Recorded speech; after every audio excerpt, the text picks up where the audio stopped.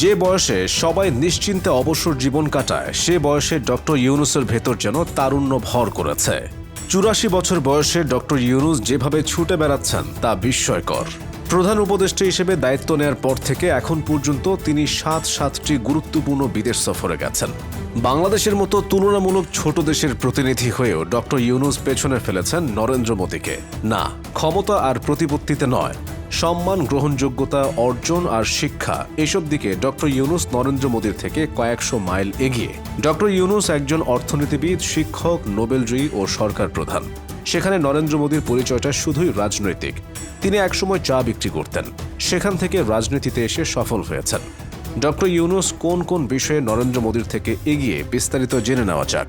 প্রথমত, বৈশ্বিক অঙ্গনে গ্রহণযোগ্যতা। ডক্টর ইউনূস এমন একজন মানুষ যার সাথে ওঠা বসা করে পৃথিবী বিখ্যাত সব লোকজন। ক্রীড়াঙ্গনের লিওনেল মেসি থেকে আমেরিকার সাবেক প্রেসিডেন্ট বারাক ওবামা ও জো বাইডেন, সবার সাথেই তার বোঝাপড়া রয়েছে।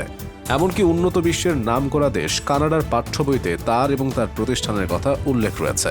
গ্রেটেস্ট শো অন আর্থ খ্যাত অলিম্পিকে তাকে বিশেষ অতিথি করা হয়। ২০২৩ সালে বাংলাদেশে ডক্টর ইউনূসের বিরুদ্ধে মামলা চলাকালীন তাকে হয়রানি বন্ধের আহ্বান জানিয়েছিলেন ১৬০ জন বিশ্বনেতা ও নোবেলজয়ী। এই উদাহরণগুলোই প্রমাণ করে বৈশ্বিক প্রেক্ষাপটে ডক্টর ইউনূসের গ্রহণযোগ্যতা কত বেশি।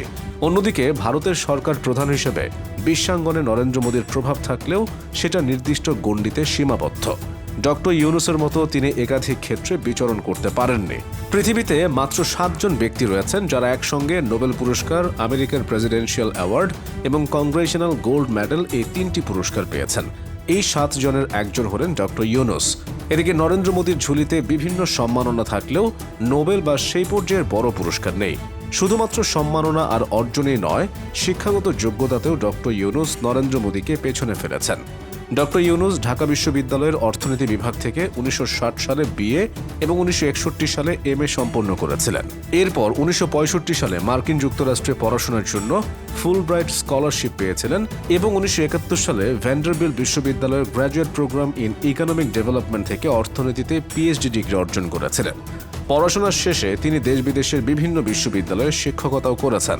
অন্যদিকে নরেন্দ্র মোদীর শিক্ষাগত যোগ্যতা নিয়ে বিতর্ক আছে খোদ ভারতেই। বিভিন্ন সাক্ষাৎকারে মোদী নিজে বলেছেন সঠিক সময়ে তিনি পড়াশোনা শেষ করতে পারেননি, তবে পরবর্তীতে তিনি দিল্লি ও গুজরাট বিশ্ববিদ্যালয় থেকে স্নাতক এবং স্নাতকোত্তর ডিগ্রি পান বলে দাবি। অবশ্য সেই দাবি নিয়েও পক্ষে বিপক্ষে যুক্তিতর্ক আছে।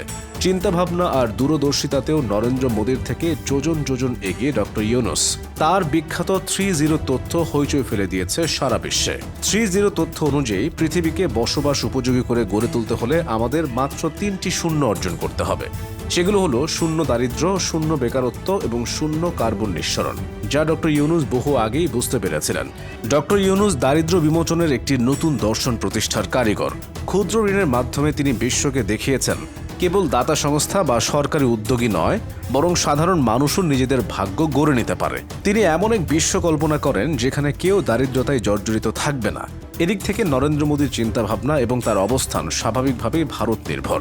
সর্বোপরি তাই সব দিক বিবেচনা করে বলাই যায় ডক্টর মোহাম্মদ ইউনূস নরেন্দ্র মোদীর তুলনায় যোজন যোজন এগিয়ে রয়েছে।